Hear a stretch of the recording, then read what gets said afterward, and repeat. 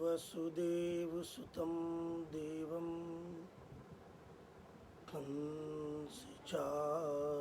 कंसचाणूरमर्दनं देवकी परमानन्दं कृष्णं वन्दे जगद्गुरुं मूकं करोति वाचालं पंगुं लंघयति गिरिं यत्कृपातमहं वन्दे परमानन्दमाधवम् जन्माद्यस्य यतोऽन्वयादितरतश्चार्थेष्वभिज्ञस्वराट् तेने ब्रह्महृदाय आदिकवये मुह्यन्ति यत् सूरयः तेजो वारिमृदां यथा विनिमयो यत्र त्रिसर्गो मृषा धाम्ना स्वेन सदा निरस्तकुहकं सत्यं परं धीमहि सत्यव्रतं सत्यपरं त्रिसत्यं सत्यस्य योनिं निहितं च सत्ये सत्यस्य सत्यमृत सत्यनेत्रं सत्यात्मकं त्वां शरणं प्रपन्नाः प्रचोदिता येन पुरा सरस्वती वितन्वता जस्य सतीं स्मृतिं हृदि स्वलक्षणां प्रादुर्भूत किलाश्यतः समेरिषीणां ऋषभः प्रसीदताम् भूतैर्महद्भिर्य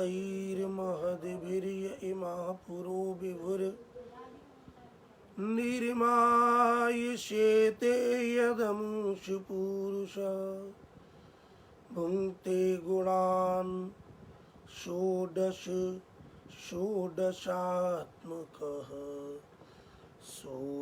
सोऽलङ्कृषीष्ट भगवान् वचांसि मे त्वमेव माता च पिता त्वमेव बन्धुश्च सखा त्वमेव विद्या द्रविणं त्वमेव सर्वं मम देव देवो नमो देवी यमुने नमो देवी यमुने हरे कृष्ण मिलनान्तरायं निजनाथ मार्गदायिनी कुमारी कामपूरिये कुरु भक्तिरायं नमो देवी यमुने नमो देवी यमुने श्याम सुंदर श्री यमुने महारानी की जय श्री गोवर्धननाथ की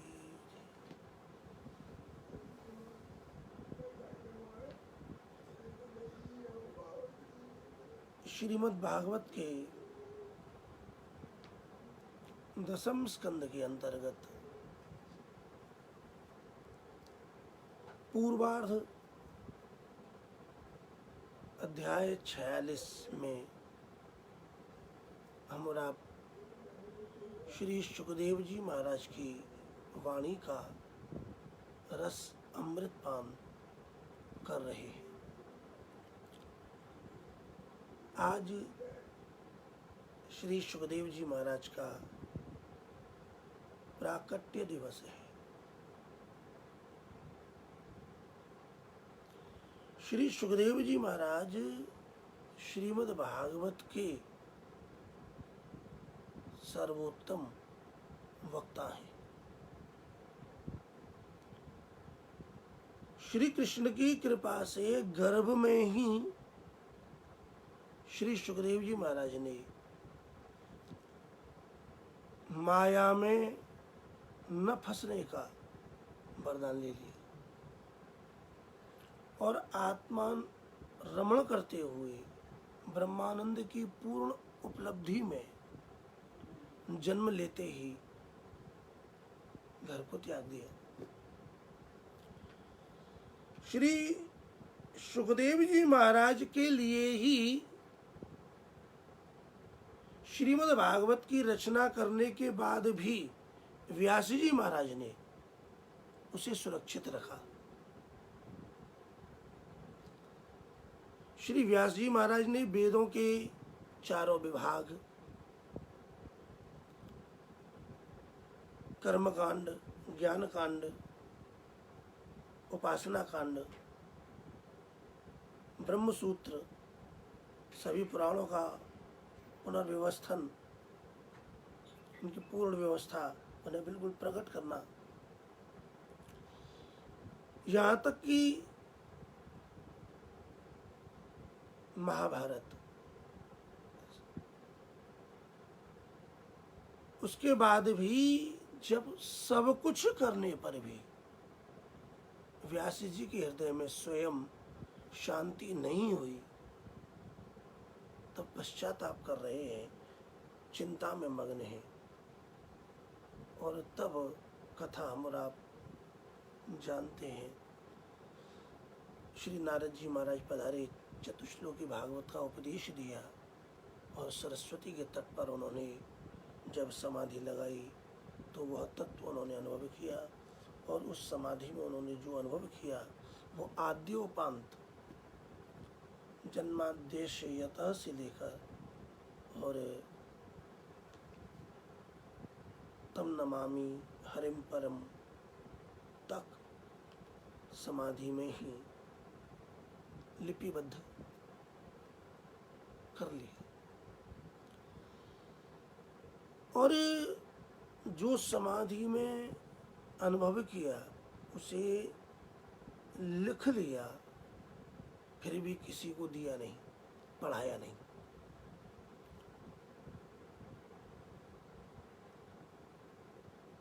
श्री सुखदेव जी महाराज यदि प्रकट न होते तो श्री व्यास जी महाराज शायद किसी को ये रहस्य ना देते।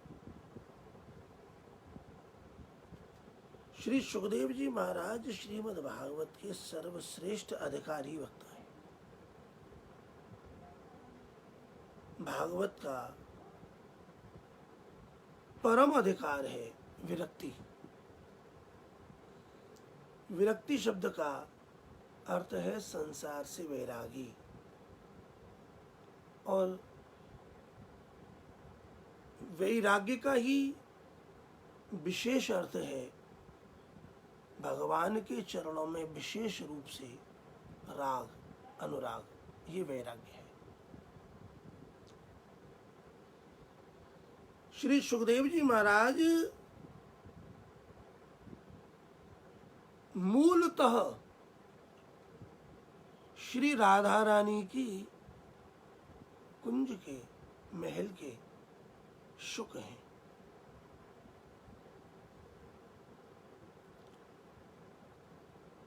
श्री सुखदेव जी महाराज ने स्वयं श्री राधा रानी का कृपा प्रसाद प्राप्त किया है। वही श्री सुखदेव जी महाराज अमर कथा का भी श्रवण करते हैं, और वही शुक श्री व्यास जी महाराज की पत्नी के उदर में प्रवेश कर जाते हैं।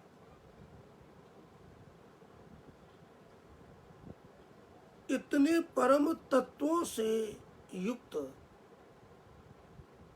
जिसे भगवान महादेव भी मारना चाहें तो अमर कथा का अपान करने के कारण मर न सके, उन्हें भी जाना पड़ा। माँ के गर्भ में तो आ गए लेकिन जन्म नहीं लेते। श्री व्यास जी महाराज ने बहुत लंबे समय से प्रतीक्षा की और जब बार बार आवाहन किया तब गर्भ में से आवाज आई कि मैं पृथ्वी पर जन्म नहीं लूंगा।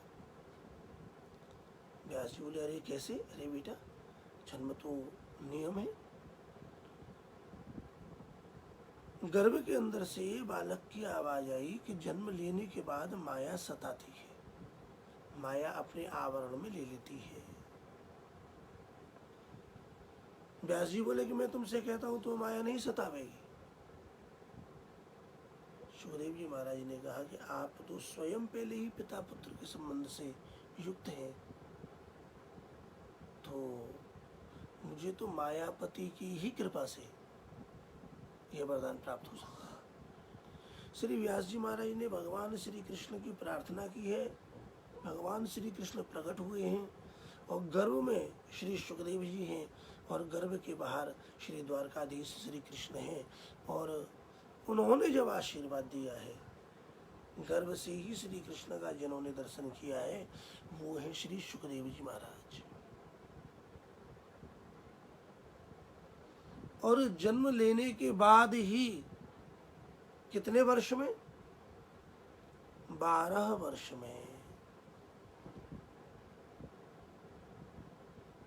वैशाख मास, कृष्ण पक्ष, अमावस्या, आज की तिथि। 12 वर्ष में जन्म लिया। जन्म लेते ही सीधे उन्होंने मुंह मोड़ा और सीधे वैराग्य धारण करके दौड़ लगा के जाने लगे। स्थिति देखिएगा। श्री व्यास जी महाराज के यहाँ पुत्र प्राप्ति की पूर्ण संभावना है। आशा लगा के बैठे हुए हैं। माता ने गर्भ में बालक को 12 वर्ष धारण किया है और वह बालक जन्म लेते ही 12 वर्ष का बालक माया से मुक्त, श्री द्वारकाधीश का पूर्ण कृपा पात्र अर्थात आत्मस्वरूप, देह स्वरूप नहीं, आत्मस्वरूप, वह श्री सुखदेव जी महाराज आत्मा में ही रमण करते हुए और सीधे अपने पधारे। जैसे ही वो चले, व्यास जी ने कहा देखा ये क्या? व्यास जी ने उनको रोका। आगे आगे श्री सुखदेव जी महाराज, पीछे पीछे व्यास जी, आगे सुखदेव जी महाराज चलते ही जा रहे हैं, चलते जा रहे हैं, चलते। व्यास जी दौड़ लगा रहे, पुत्र पुत्र, बेटा बेटा, रुको रुको। श्री सुखदेव जी महाराज रुकते नहीं है, चलते हैं। जरा आप अनुभव कीजिएगा हिमालय का बहुत सुंदर वातावरण, सम्यक आश्रम, सरस्वती का तट, नर नारायण की सन्निधि, देवभूमि, श्री व्यासी जी का आश्रम, मैया अरणी के गर्भ से जन्म लेते ही जिन्होंने गर्भ में ही मायापति श्री कृष्ण से वरदान प्राप्त कर लिया, आत्मा का बोध कर लिया, आत्मस्वरूप हो गए और जन्म लेते ही सब कुछ त्याग कर यम प्रव्रजन्ति मनुपेतमपेत कृत्यम द्वैपायनो विरह कातर आजुहाव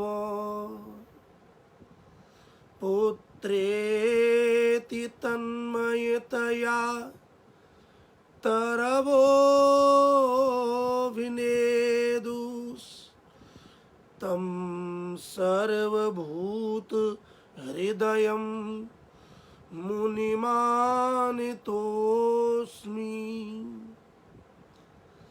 यस्वानुभावमखिल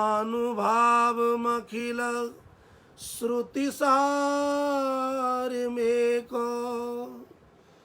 मध्यात्मदीप मतितितीरशतां तमोन्धं संसारिणां करुणयाः पुराणगुह्यं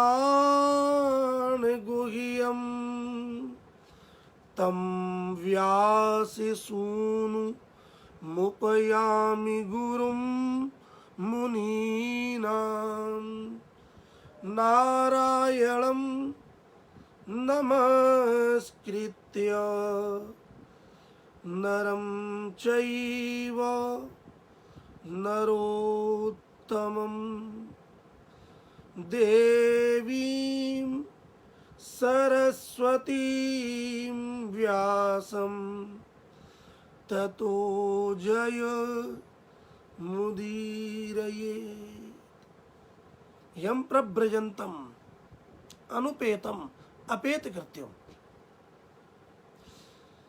जिनका अभी कोई संस्कार हुआ ही नहीं है, यज्ञोपवीत भी नहीं है, फिर भी प्रव्रजन्तम एक सन्यासियों की तरह से सबको त्याग कर दौड़ दिए, चल दिए।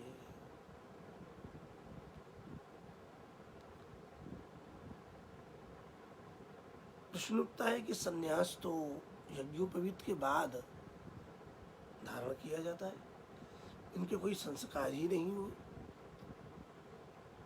सर्वसम्मत उत्तर है, संस्कार की आवश्यकता वहां है जहां विकार है। श्री सुखदेव जी महाराज निर्विकार है। द्वैपायन भगवान वेदव्यास, भगवान वेदव्यास का जन्म द्वीप पर हुआ है। द्वीप माने जिसके दो चारों ओर जल हो, बीच में भूमि, टापू। द्वीप एवं अयनम यस्य द्वीपायन, द्वीपायन एवं द्वैपायन। द्वीप ही है घर जिसका गंगा यमुना के मध्य की भूमि पर भगवान वेदव्यास का जन्म हुआ है।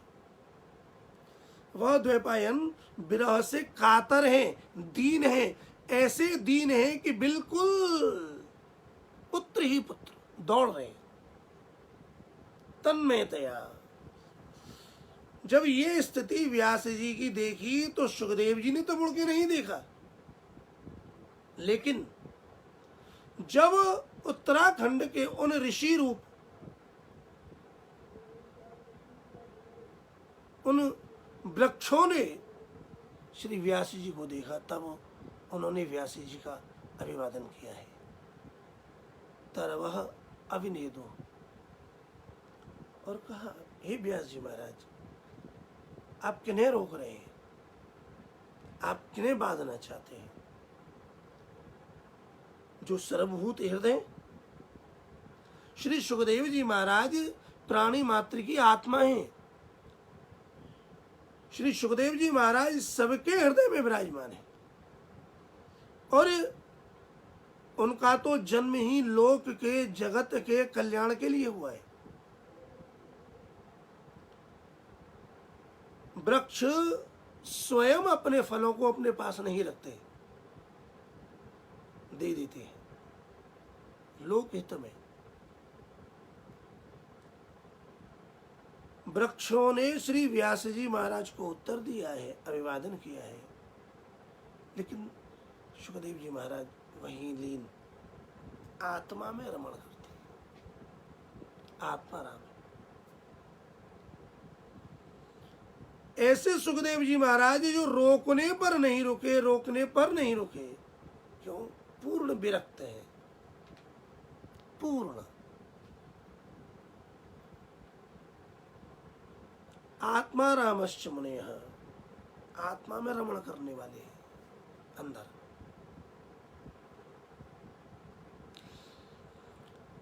तब श्री व्यास जी महाराज, व्यास व्यास है जिसका संकल्प सत्य के प्रति होता है, भगवान के प्रति होता है, लोक हित के प्रति होता है, उसे भगवान विवेक देते हैं।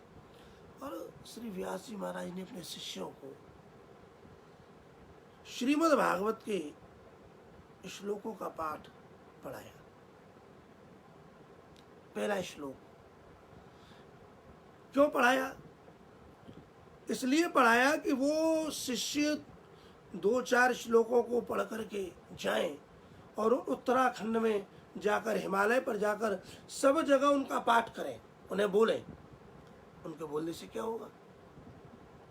व्यास जी जानते हैं यदि एक बार श्रीमद् भागवत के ये शब्द कानों के द्वारा हृदय तक पहुंच गए तो फिर जीव या ब्रह्म या स्वयं भगवान भी इस रस को पीने के लिए लालायित रहेंगे, दौड़े चले जाएंगे सुखदेव जी। और ऐसा ही हुआ। सुखदेव जी तो हिमालय की मस्त वादी में एकांत में, तभी शिष्यों ने जाकर के श्रीमद् भागवत के एक श्लोक का पहला पाठ किया। अब ध्यान दीजिएगा, वह श्लोक है भगवान की रूप माधुरी का। जब भगवान श्री कृष्ण ब्रज में गोचारण करने के लिए वृंदावन में प्रवेश करते हैं तो जो शोभा उनकी, जो रूप माधुरी, गाय ग्वाल वालों के साथ वेणु बजाते हुए, मोरपंख धारण किए हुए जो सुंदर झांकी है, वो शिष्य ने गाया। वरहापीडम नटवर वपुः कर्णयोः कर्णिकारम्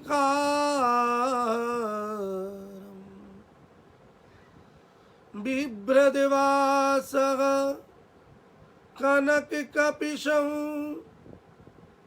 वैजयन्तीं च मालाम् रन्ध्रान् वेणोरधरसुधया पूरयन् गोपवृन्दैर्बृन्दारण्यं स्वपदरमणं प्राविशद गीत कीर्ति।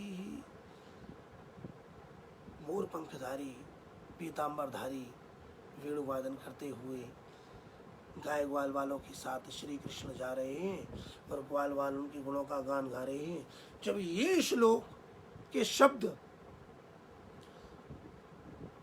शिष्यों के मुख से निकले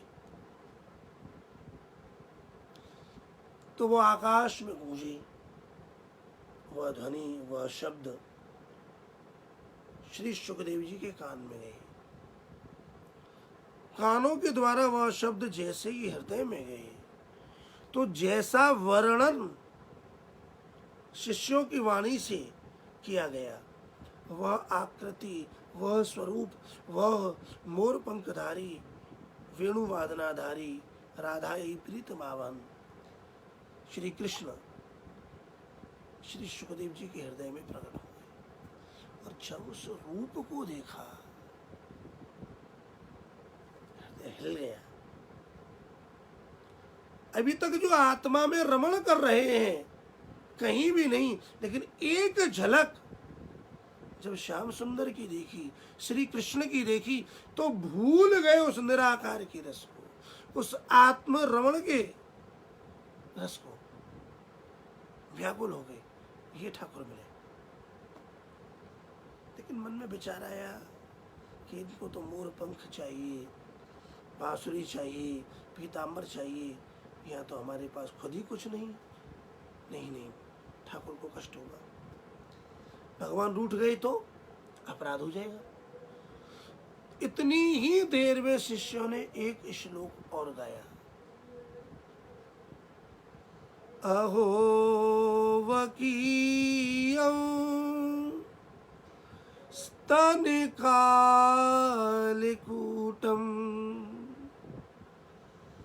जिघांसया पाययदप्यसाध्वी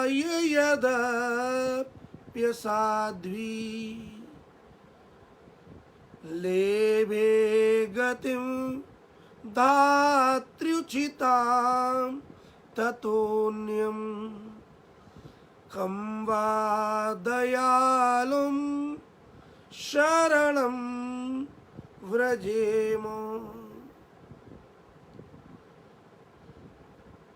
बकी, बकासुर की बहन बकी, पूतना का नाम है बकी।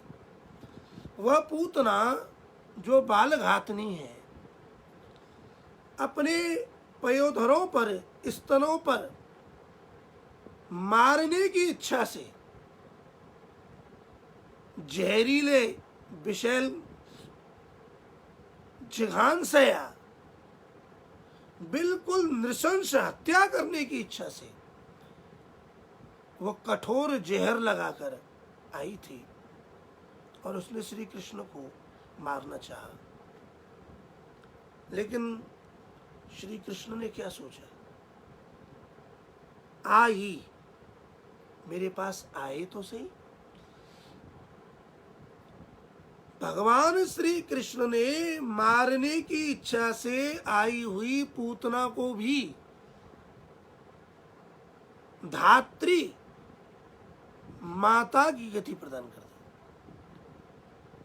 तो बताइए, जो मारने वाले को भी माता की गति देवे, क्या इससे ज्यादा दयालु कोई और है? श्री कृष्ण परम दयालु है। अपार करुणा सिंधुर भगवान भक्त तत्परः। श्री कृष्ण अपार करुणा के सिंधु हैं, करुणा भरी हुई। भगवान भक्ति के लिए सब कुछ करते हैं।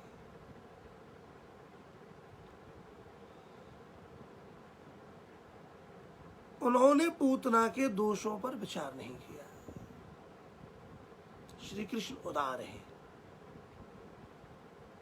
जिसे मारा उसे वितारा, जो जिस भावना से आया उसे उसी भावना से स्वीकार किया और सबको उच्च पद प्रदान किया। तो जैसे ही उन्होंने कहा कि कम्वा दयालुम शरणम ब्रजेमो, क्या ऐसे श्री दयालु कृष्ण को छोड़कर किसी और की शरण में जाना चाहिए क्या? श्री सुखदेव जी ने निश्चय कर लिया, बिल्कुल नहीं, शरण तो श्री कृष्ण के में ही जाना चाहिए। तत्काल दौड़े, उन शिष्यों को रोका और कहो। उन्होंने कहा हमें इतना ही आता है, और ये हमारे गुरुदेव की आज्ञा थी। उन श्लोकों को सुनकर उन शिष्यों के साथ श्री सुखदेव जी महाराज स्वयं व्यास जी महाराज के पास आ गए। अब देखिएगा, जो पूर्ण विरक्त हैं, ये उनका अधिकार है, और उनकी विरक्ति का प्रमाण क्या है?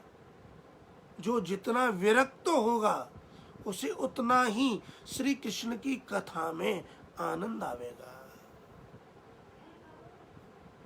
श्री सुखदेव जी महाराज में परिपूर्णतम पराकाष्ठा भरा हुआ है वैराग्य, इसलिए उन्हें एक श्लोक, दो श्लोक सुनते ही उनके हृदय ने यह निर्णय कर लिया कि अब चलना है श्रीमद् भागवत के पास। और फिर व्यास जी से संपूर्ण श्रीमद् भागवत श्रवण किया, पढ़ा, पान किया, हृदय में स्थापित किया। और जब श्री सुखदेव जी महाराज राजा परीक्षित की सभा में प्रकट हुए,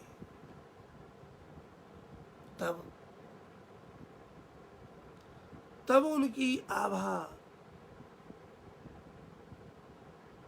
उसे देखते ही जितने भी ऋषि मुनि महात्मा, स्वयं व्यास जी महाराज, व्यास जी के पिता श्री पाराशर जी के पिता श्री वशिष्ठ जी, जितने भी थे, जब श्री सुखदेव जी पधारे हैं तो सब उठ करके खड़े हो गए।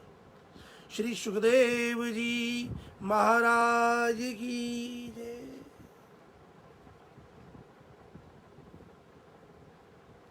वही श्री सुखदेव जी महाराज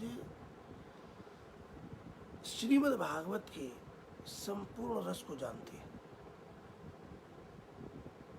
इसलिए व्यास जी ने श्रीमद् भागवत को समाधि में दर्शन किया, स्वयं अपनी लेखनी से लिखा और लिखने के बाद उस लेखनी को विसर्जित करके श्री सरस्वती जी को प्रदान कर दिया।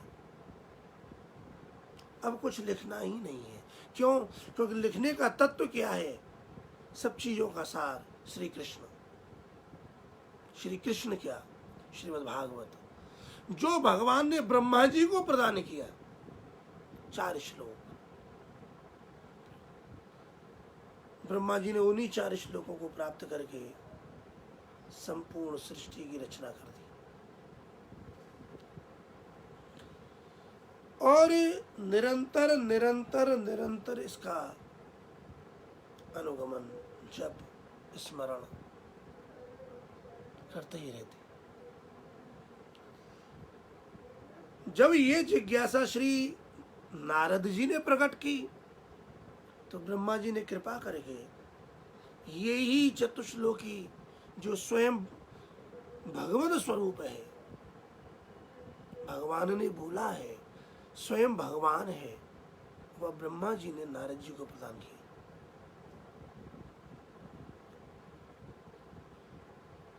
नारद जी के हृदय में वह चतुश्लोकी अनुभूत होते ही, विराजमान होते ही, वह तत्व प्राप्त होते ही वह नारद जी भी भागवत स्वरूप हो गए, भगवान हो गए।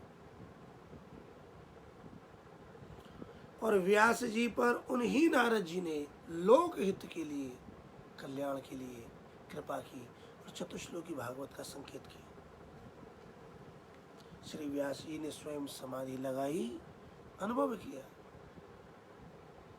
अब लिख तो लिया, हमारे पास पदार्थ है तो सही, लेकिन उसे लेने वाला अधिकारी तो मिले। श्रीमद् भागवत भौतिक संगता नहीं है, ये परमहंसों की संगता है। ये आध्यात्म दीप है, ये अंतः प्रकाश करता है। आध्यात्म की यात्रा का फल श्रीमद् भागवत है। आध्यात्म के मार्ग का आधार श्रीमद् भागवत है। श्री सुखदेव जी महाराज परिपूर्णतम विरक्त हैं, और विरक्त होने का फल ही यही है कि उसे भगवान में रुचि होगी। जैसे ही भागवत को सुना तो उन्हें उतना आनंद आया जितना आनंद शायद न व्यास जी को आया, न सूत जी को आया, न किसी को आया। तो यथा यथा विरक्तः तथा तथा अधिकारी भवति। जो जो जितना जितना विरक्त है उतना उतना अधिकारी है। श्रीमद् भागवत के श्रवण से, श्रीमद् भागवत के पठन से, चिंतन से, पूजन से, श्रद्धा से, विश्वास से भगवान में प्रेम प्रकट होता है।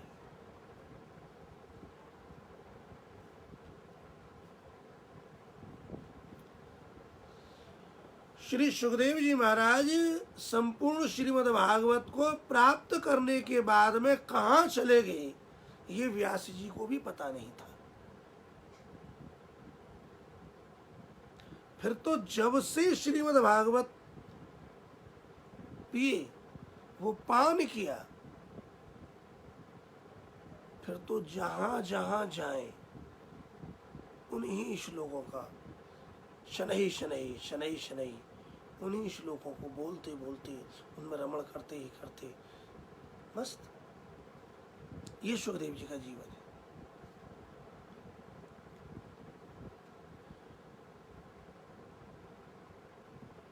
राजा को अधिकारी जानकर लोक कल्याण के लिए श्री सुखदेव जी पधारे। और जब उनकी वाणी से ये श्रीमद् भागवत, जो स्वयं भगवान के मुखारविंद से निरंतर श्री भगवान के मुखारविंद से श्री ब्रह्मा जी के मुखारविंद से श्री नारद जी के मुखारविंद से श्री व्यास जी ने समाधि में अनुवाद किया, लिपिबद्ध किया, और उनके द्वारा श्री सुखदेव जी, और तब श्री सुखदेव जी ने जब इसे प्रकट किया, तब से ये भूतल पर आज तक प्रत्यक्ष विराजमान है। ऐसे श्री सुखदेव जी महाराज का आज प्राकट्य दिवस है। तो सर्वप्रथम श्री सुखदेव जी महाराज को नमन करते हुए आप सभी के लिए आज के पर्व की बधाई। श्री सुखदेव जी महाराज हमारे हृदय में विराजे, श्री सुखदेव जी महाराज हमारे मस्तक पर विराजें। श्री सुखदेव जी महाराज ऐसी कृपा करें कि श्रीमद् भागवत हम पर कृपा करें।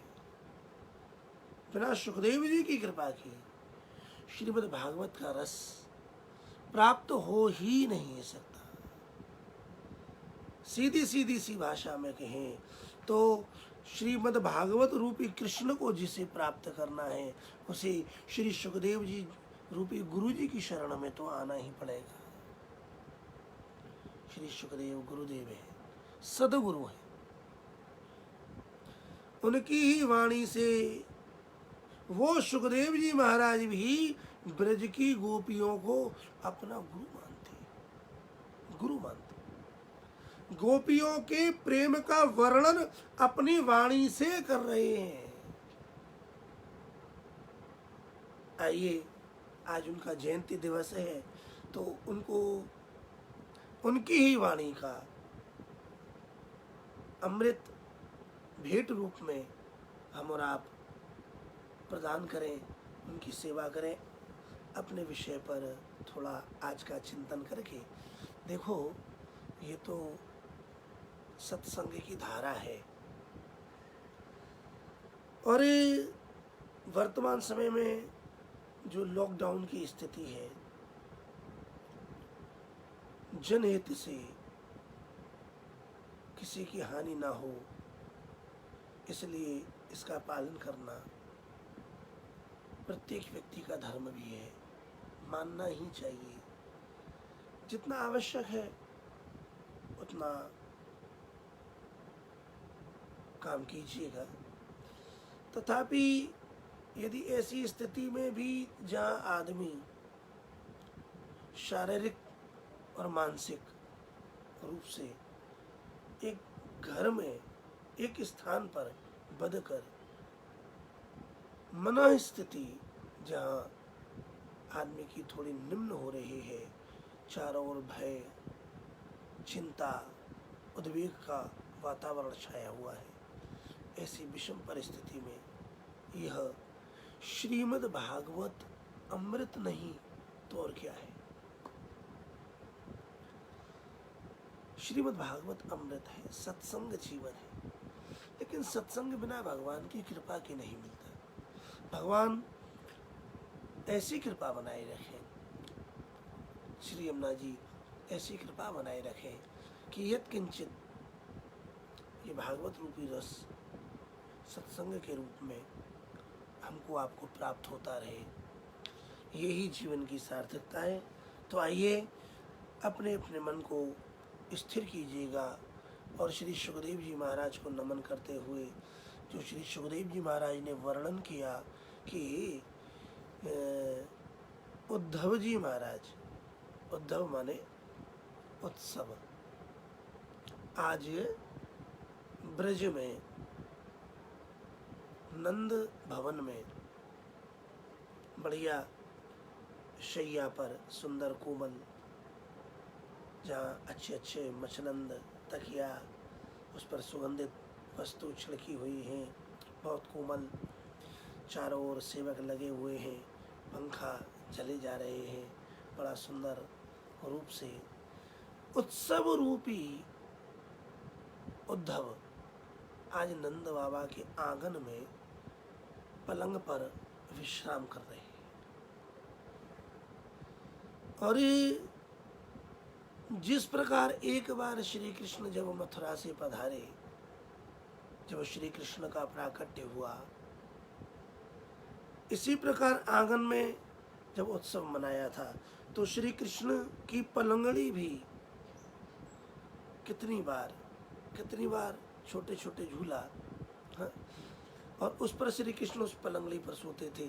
जिस प्रकार श्री कृष्ण विश्राम कर रहे थे, आज उसी प्रकार उद्धव जी को बड़े प्रेम के साथ नंद बाबा सेवा प्रदान कर रहे हैं, अपना प्रेम दे रहे हैं।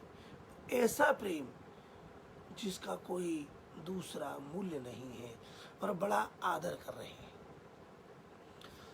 आदर के साथ में सब बातों को पूछते पूछते श्री वसुदेव जी महाराज के विषय में पूछा, उनके पुत्र परिवार यदुवंश सबके विषय में पूछकर फिर अपने प्राण प्यारे श्री कृष्ण के विषय में उद्धव जी महाराज से नंद बाबा कह रहे हैं।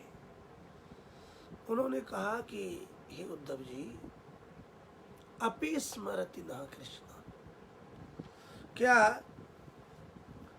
क्या वो कृष्ण कभी हमारी अपनी मैया की, सुहृदों की, बंधु बांधवों की, अपनी गोपियों की, अपनी गायों की, अपने वृंदावन की, इनकी किसी की याद करता है?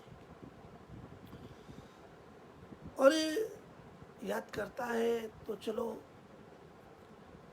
अब सीधी सी बात बताइए, क्या वो यहाँ कभी आएगा? क्या श्याम सुंदर कभी पधारेंगे? यदि किसी भी बहाने से वो आ जाते तो हमें एक बार फिर अपने नेत्रों से उनके मुखारविंद का दर्शन हो जाता। इसका सीधा सा मतलब है, उद्धव जी हम ये चाहते हैं हमें एक बार उनका मुख कमल दिख जाए, हमारी आंखें उन्हें देख लें। यहाँ से उन्होंने प्रारंभ किया कि बस श्री कृष्ण का स्मरण करते ही वो ऐसे कृष्ण में डूब गए कि संपूर्ण कृष्ण की लीलाओं का ही वर्णन कर दिया। उद्धव जी सुन रहे हैं। श्री नंद बाबा कहते हैं कि हे उद्धव जी, मन्ये कृष्णं च रामं च प्राप्ता विह सुरोत्तमौ सुराणां महदर्थाय गर्गस्य वचनं यथा। हे उद्धव जी, मन्ये शब्द का अर्थ है मैं ऐसा मानता हूं। नंद बाबा कहते हैं कि मैं इस बात को बहुत अच्छे से जानता हूं कि उद्धव जी कि ये जो कि श्री कृष्ण और राम हैं, बलराम, प्राप्ता व्यय सुरोत्तमो, ये कोई साधारण व्यक्ति नहीं है, ये देवताओं में भी उत्तम देवता है। इतना तो मैं भी जानता हूं। आप ये मत सोचिएगा कि हम ये नहीं जानते कि कृष्ण कोई सामान्य व्यक्ति है, ऐसा हम भी जानते हैं कि कृष्ण सामान्य नहीं है। हे उद्धव जी, मन्ये कृष्णम च रामम च प्राप्ता व्यय सुरोत्तम। और उनका जो जन्म है वो भी बिना किसी कारण के नहीं हुआ। सुराणाम महदर्थाय,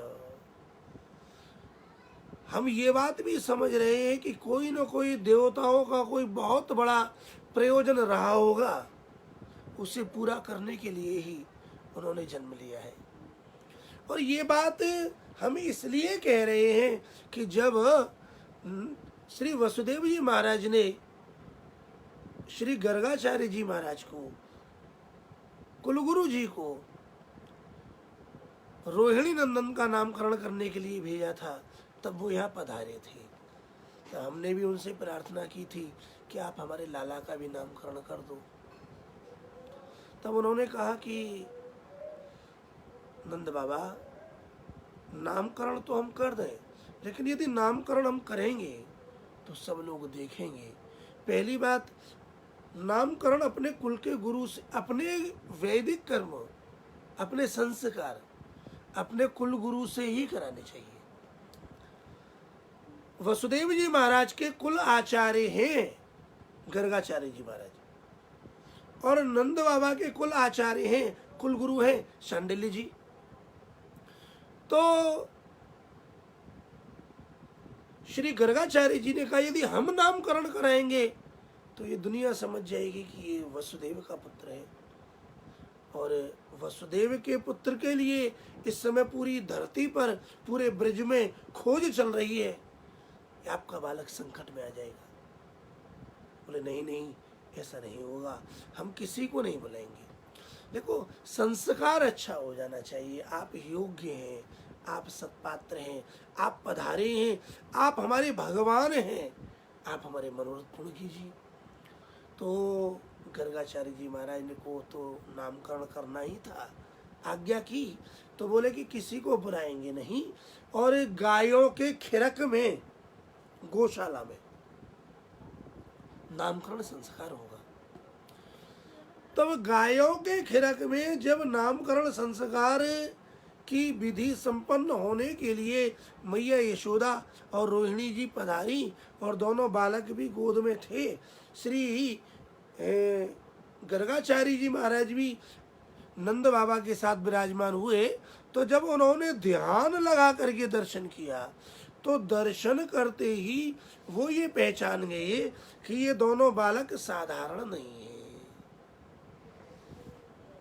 उन्होंने स्पष्ट कर दिया कि रोहिणी का जो पुत्र है ये शंकरषण है, जिसका नाम राम, बल, रोहिणी, शंकरषण होगा। और मैया यशोदा, ये जो तुम्हारा लाला है, इसका एक नाम है कृष्ण और दूसरा है वासुदेव।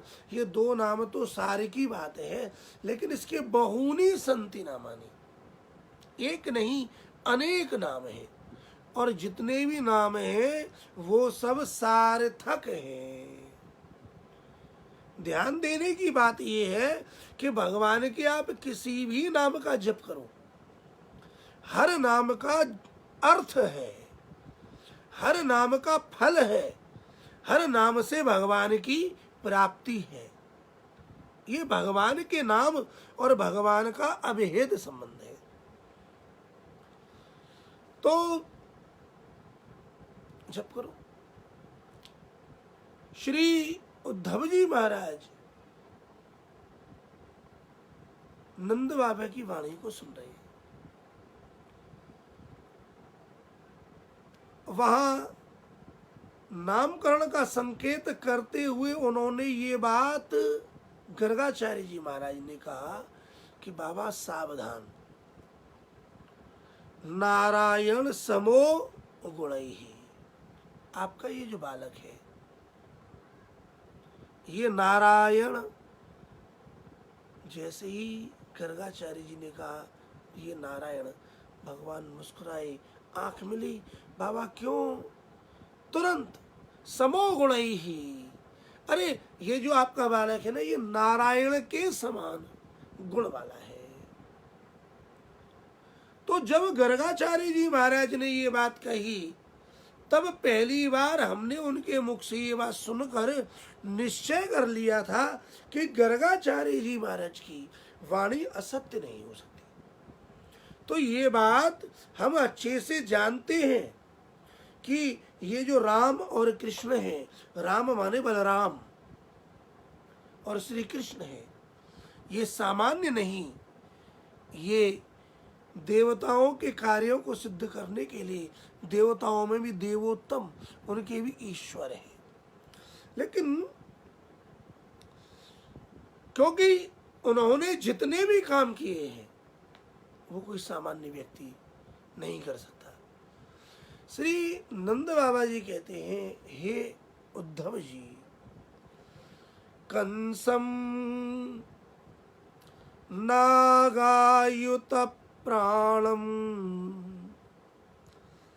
मल्लौ गजपतिम तथा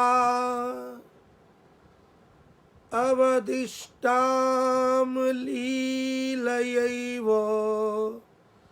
पशूनिव मृगाधिपः कंसम नागायुत प्राणम मल्लौ गजपतिम तथा। अभी अभी जो श्री कृष्ण ने कंस को ऐसे मार दिया, वो कंस कोई सामान्य व्यक्ति तो था नहीं। अयुत, अयुत शब्द का अर्थ होता है 10,000। 10,000 हाथियों की ताकत, बल, शक्ति कंस में थी। और अकेले कंस नहीं, कंस के साथ में जो उसके पहलवान थे, चाणूक, मुष्टिक, वो सामान्य नहीं थे।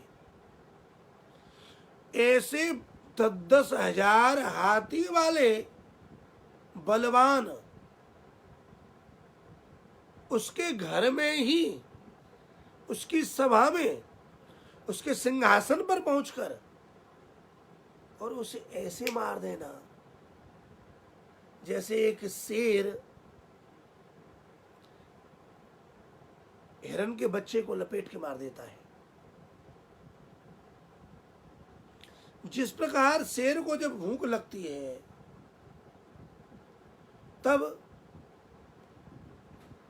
जब उसके नहर के सामने यदि हिरन आ जाए, कोई पशु आ जाए, तो फिर शेर उसके पीछे लग जाता है।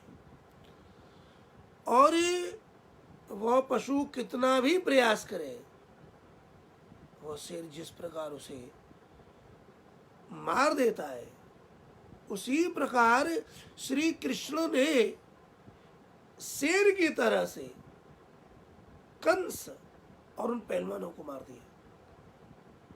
तो ये बात हमने देखी है। मथुरा में जिस रंगभूमि में श्री कृष्ण ने कंस का वध किया, वहां नंद बाबा भी बैठे हुए देख रहे थे। आंखों के आगे की बात है। ग्वालवाल सखा लोग भी वहां थे। और इतना ही नहीं, मथुरा में कंस के पास में एक धनुष था।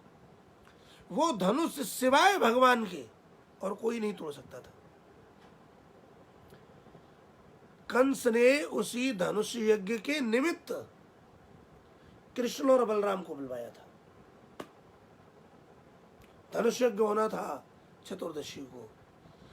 श्री कृष्ण ने त्रयोदशी को ही सबसे पहले उस धनुष को ही तोड़ दिया। तालत्रयम् महासारम्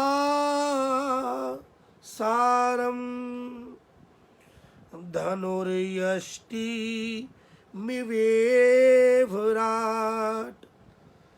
बभञ्जैकेन हस्तेन सप्ताह मदधात् गिरिम्। अरे उद्धव जी, वो धनुष सामान्य नहीं था, 3 ताल का, इतना बड़ा, इतना भारी। और उस धनुष को श्री कृष्ण ने जैसे कोई इक्षुदंड, कोई ईख को हाथी तोड़ देगा, बिना किसी प्रयास के, जैसे हाथी किसी छड़ी को, बेत को तड़ाक तोड़ देता है, ऐसे कृष्ण ने उस धनुष को तोड़ दिया। ये कोई सामान्य बात थी?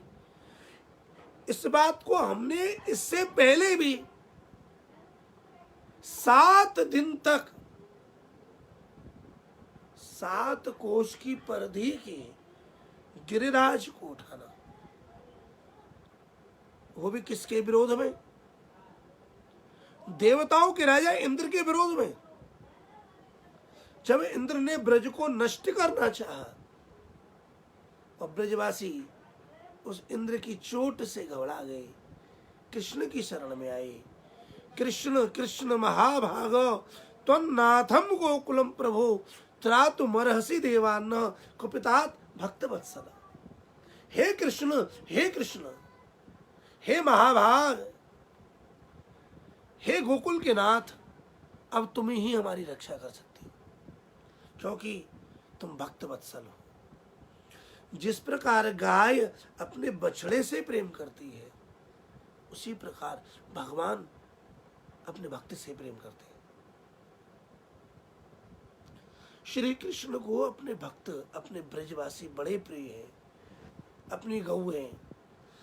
जब इंद्र ने कोप किया और मूसलाधार बारिश हुई, बिजली कड़की, तूफान चले, अवर्त आया, तत्काल श्री कृष्ण ने अपना बायां हाथ आगे बढ़ाया।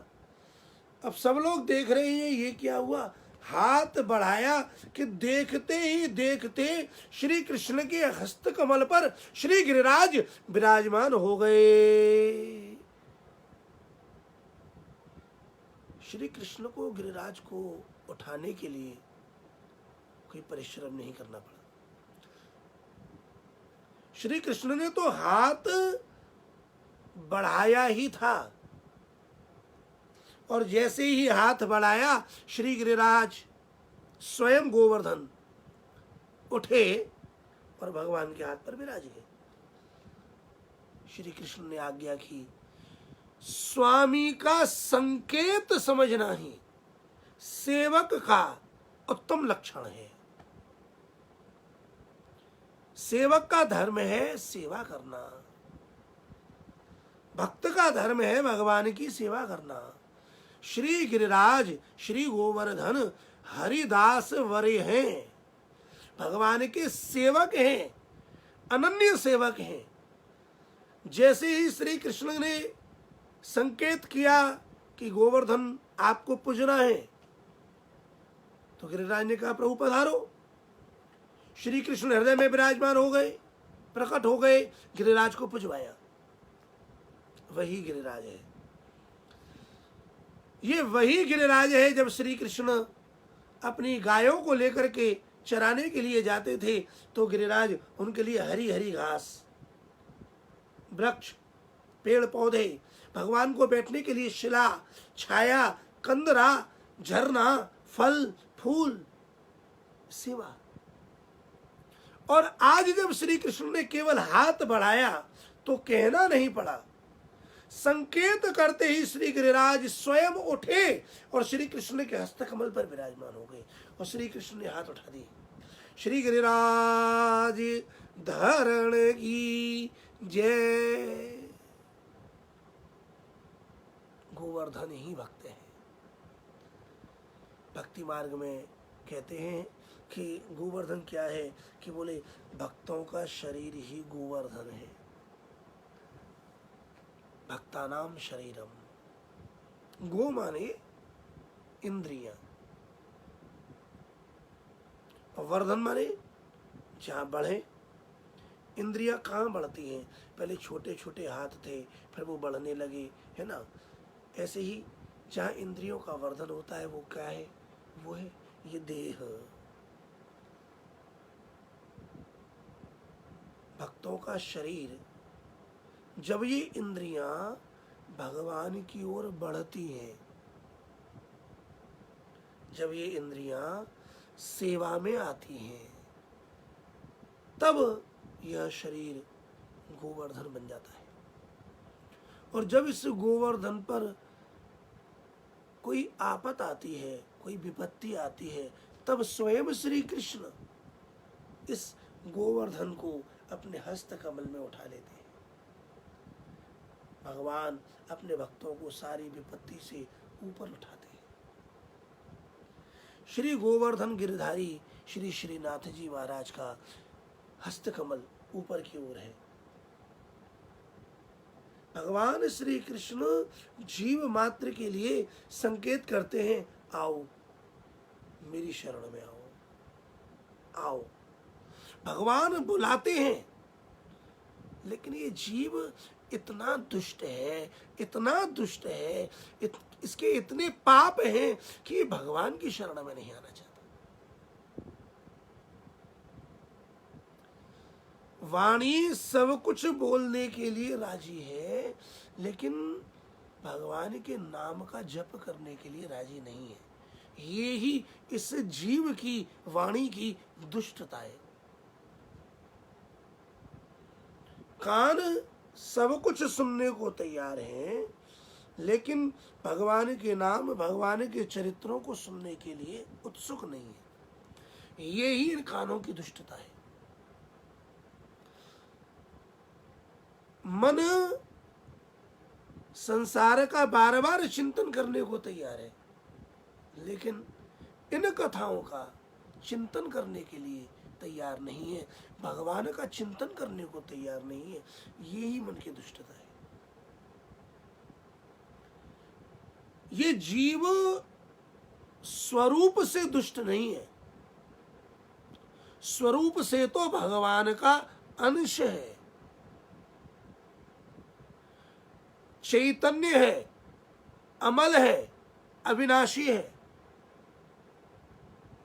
लेकिन स्वभाव से दुष्ट हो गया है।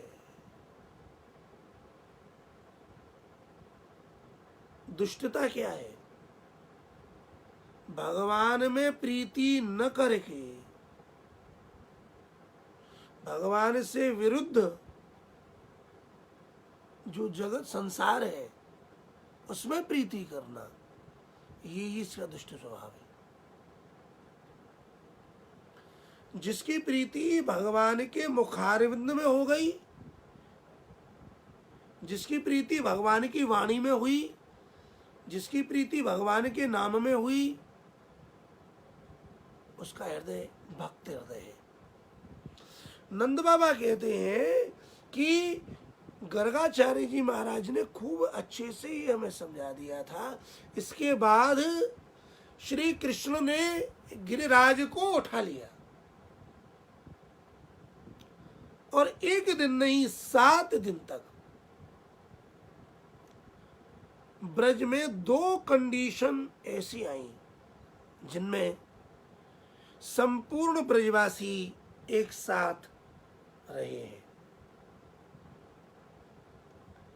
एक बार जब श्री कृष्ण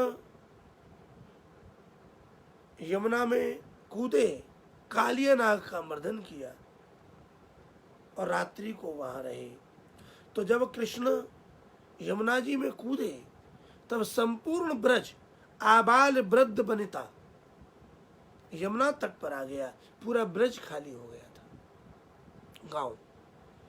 और दूसरा, जब इंद्र ने कोप किया तब श्री कृष्ण ने गिरिराज को अपने हस्तकमल पर धारण किया और संपूर्ण ब्रज को अपनी शरण में ले लिया।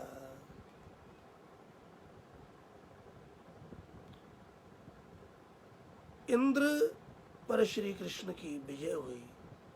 इंद्र ने श्री गिरिराज का अभिषेक किया, कृष्ण का पूजन किया, गोविंद नाम से स्तुति की। देवताओं के इंद्र देवेंद्र और गायों के इंद्र गोविंद। तो जिस श्री कृष्ण ने 7 दिन तक गिरिराज को अपने हाथ में उठा रखा हो, उसकी अवस्था 7 वर्ष की हो और टस से मस न हुआ हो, इंद्र उसके आगे झुक गया लेकिन उसका हाथ नहीं झुका। तो हे उद्धव जी, हम जानते हैं वो सामान्य व्यक्ति नहीं है। और कहां तक कहें, हमने देखा है, सुना है, प्रलंब, बकासुर, धेनुकासुर, अरिष्टासुर, तृणावर्त, बका,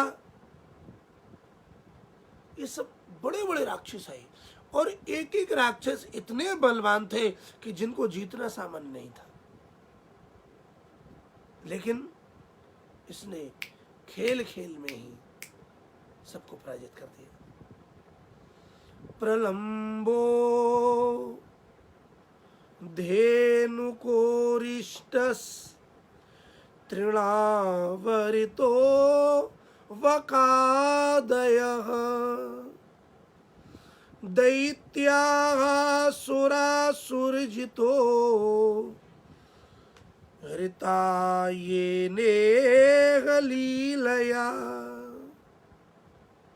प्रलंबो धेनुकोरिष्टस् तृणावर्तो बकादया। प्रलंबासुर कोई सामान्य था? नहीं। श्री कृष्ण और बलराम ने मिलकर के इन सबको मार दिया। हे उद्धव जी, उन्होंने खेल खेल में ही ऐसे बड़े बड़े दैत्यों को इस प्रकार से मार दिया जो दैत्य बड़े बड़े देवताओं के लिए भी अपराजित थे। उन्हें देवता भी जीत नहीं सके थे। उन्होंने देवताओं को जीता था, कोई देवता उन्हें जीत नहीं पाया था। ये एक एक असुर ऐसे वीर थे, लेकिन उसने देखते ही देखते खेल ही खेल में जो जैसे आया, पूतना आई 6 कोस की पूतना, दूध पिलाने के लिए दूध के माध्यम से प्राणों का पान कर लिया गई। खेल ही खेल में पूतना मर गई। सकटासुर इतना बड़ा विशाल, श्री कृष्ण ने बस पांव हलाया, अंगूठा लगा, खेल ही खेल में देखते ही देखते तृणावर्त उठा के लेके गए, गला दबा दिया। जो जैसे आया, श्री कृष्ण को किसी को मारने के लिए परिश्रम करना ही नहीं पड़ा। लीला शब्द का अर्थ ही यही होता है, अनायासेन क्रियमाणम कर्मो लीला। अनायास, सहज में लीला। श्री कृष्ण जो करते हैं वो सहज में कर ही देते हैं। तो श्री कृष्ण ने देखते ही देखते ऐसी ऐसी लीलाएं की कि जो लीलाएं देवताओं भी नहीं कर पाए, ऐसे दैत्यों को जीत लिया। जब हम इन्हें बार बार देखते हैं तो बस स्मरण ही करते रह जाते हैं। श्री सुखदेव जी महाराज कहते हैं, राजन, इस प्रकार जब कृष्ण को नंद बाबा साक्षात स्मरण कर रहे थे, इति संस्मृत्य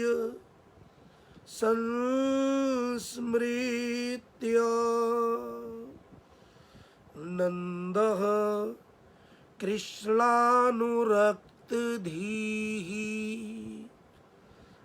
अत्युत्कण्ठो भवतूष्णीं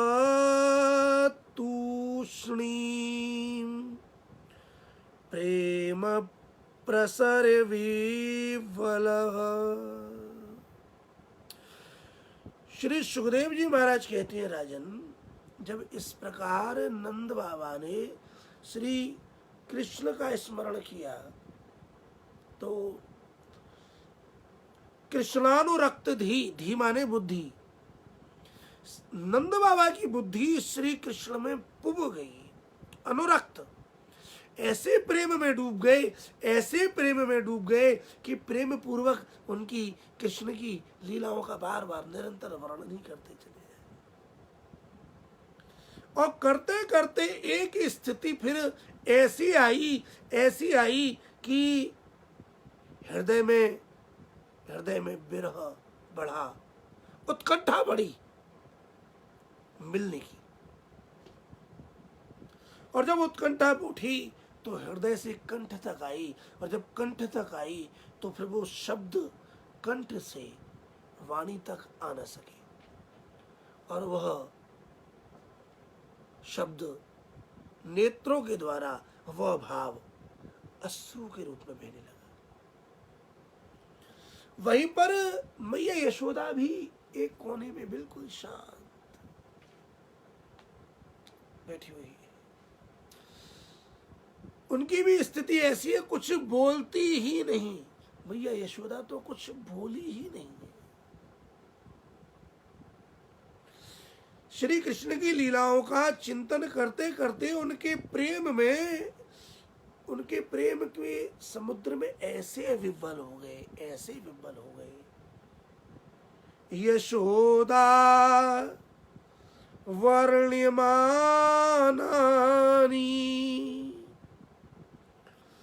पुत्रस्य चरितानि च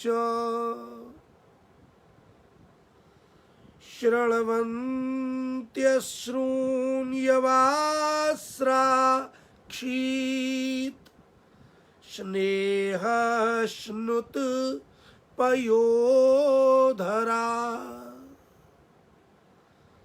जब यशोदा जी ने भी नंद बाबा की वाणी से ये सारे चरित्र सुने तो उनका प्रेम भी रुका नहीं। ऐसी स्थिति हो गई, अपने पुत्र की, अपने बेटा की, अपने लाला की बातें सुनकर के मैया यशोदा की ऐसी स्थिति हो गई कि महाराज नेत्रों से तो अश्रु प्रवाह और स्तनों से दूध का प्रवाह। श्री कृष्ण को, अपने बेटा को जब मैया यशोदा ने जब इस प्रकार उद्धव जी लौटे हुए हैं, उनके बिल्कुल उनके से ही लग रहे हैं, उन्हें देख करके ये लग रहा है मानो उनका कृष्ण ही उनके पास में है। उद्धव जी मैया यशोदा को, नंद बाबा को, सबको सुख दे रहे हैं, उनको एक आनंद मिल रहा है। और मैया यशोदा जब नंद बाबा ने कृष्ण की बातें की, उन चरित्रों का वर्णन किया तो वो सब उनकी आंखों के आगे आया। तो उनके प्रेम का प्रवाह ऐसा टूटा महाराज कि बाढ़ आ गई, नेत्रों से अश्रु और हृदय से वो प्रेम दूध की धारा के से छुछाने लगा। ये स्थिति महाराज कृष्ण के प्रेम में मैया यशोदा की ही हो सकती है और किसी की हो ही नहीं सकती। मैया यशोदा की जब इस स्थिति को देखा तब श्री सुखदेव जी महाराज वर्णन करते हैं, राजन तयोरित्थम भगवती कृष्णे नंद यशोदयो वीक्ष्यानुरागम परमं नंदमाहो धवो मुदा। जब ये स्थिति श्री उद्धव जी ने नंद बाबा की, मैया यशोदा की देखी, तब श्री उद्धव जी महाराज बोलने के लिए तैयार हुए।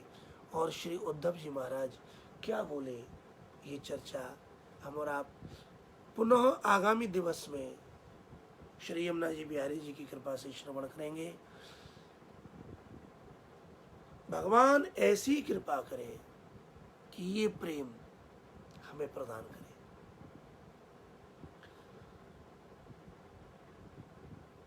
प्रेम ही श्री कृष्ण को प्रिय है और ये प्रेम इन मैया यशोदा, नंद बाबा, ग्वाल बाल सखा, ब्रजवासी, ब्रज गोपियाँ, हाँ, इनकी ही लीला कथा श्रवण से प्राप्त हो सकता है। और ये सब श्री यमुना जी की कृपा से है। श्री यमुना जी ऐसी कृपा बनाए रखें, श्री बिहारी जी की कृपा बनी रहे, इस कामना के साथ आज की इस उद्धव ब्रज गमन की चर्चा को यहाँ विराम देते हुए दो पल श्री यमुना जी के नाम का गान प्रेम से गाइएगा। जय यमुने जय यमुने यमुने जय यमुने जय श्री यमुने जय यमुने जय यमुने यमुने जय यमुने जय श्री यमुने, जय यमुने, जय यमुने, यमुने, जय यमुने, जय श्री यमुने, जय यमुने, जय यमुने, यमुने, जय यमुने, जय श्री यमुने। कुंज बिहारी श्यामा श्याम, सदा विराजो भगवत धाम। कुंज बिहारी श्यामा श्याम, सदा विराजो भगवत धाम। जय जय श्यामा, जय जय श्याम, जय जय जय श्री भगवती धाम।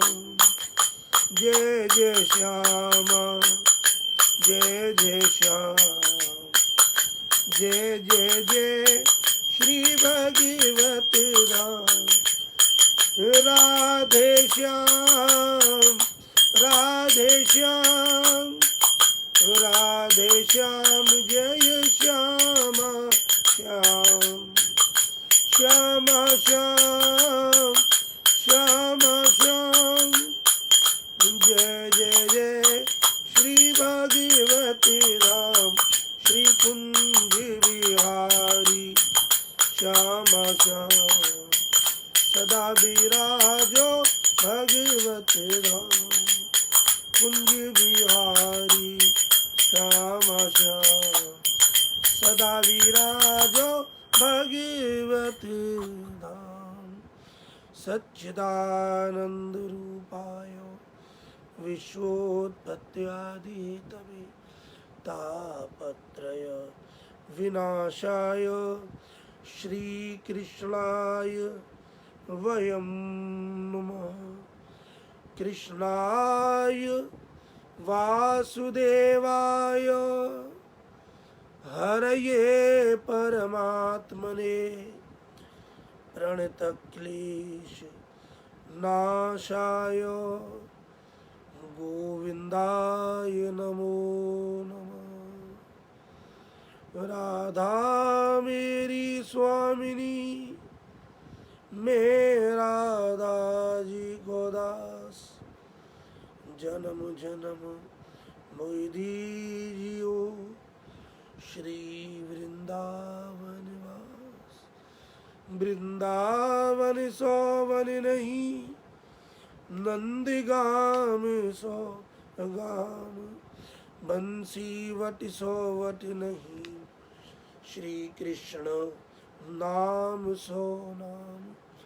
मोर मुकुट कटिकाछिनी, कर मुरली उर्माल। एहि बानिक मो मन बसो, सदा बिहारी लाल। धन्य धन्य मथुरापुरी, धन्य कालिंदी कूल। पतितन को पावन करे, ब्रज मंडली की धूल। अच्युतम केशवम राम नारायणम, कृष्ण दामोदरम वासुदेवं भजे। श्रीधरं माधवं गोपिका वल्लभं, जानकी नायकं श्रीरामचंद्रं। हरे हरे कृष्ण, हरे कृष्ण, कृष्ण कृष्ण हरे हरे। हरे राम, राम राम हरे हरे। इसी के साथ आज का ये सत्संग यहाँ विराम लेता है।